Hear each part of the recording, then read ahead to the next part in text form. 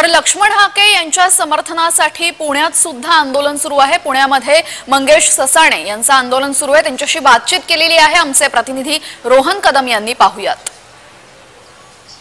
मुंबईतील सह्याद्री अतिथीगृहावरती मुख्यमंत्र्यांच्या उपस्थितीमध्ये ओबीसी समाजाच्या शिष्टमंडळाची जी आहे ती बैठक पार पडते।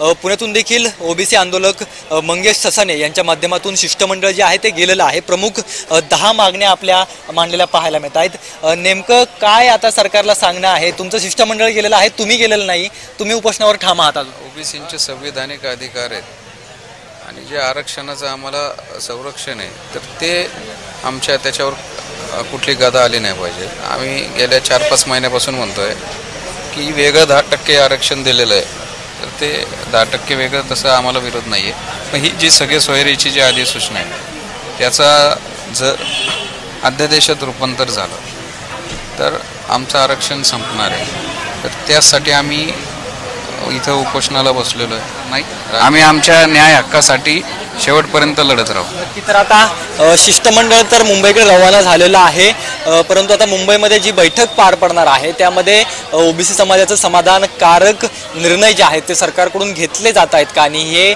उपोषण जे आहे ते राज्यभरातले ओबीसी आंदोलकांचे थांबतायत का हे पाहणं महत्त्वाचं ठरेल। रोहन कदम, जय महाराष्ट्र न्यूज, पुणे। जय ओबीसी।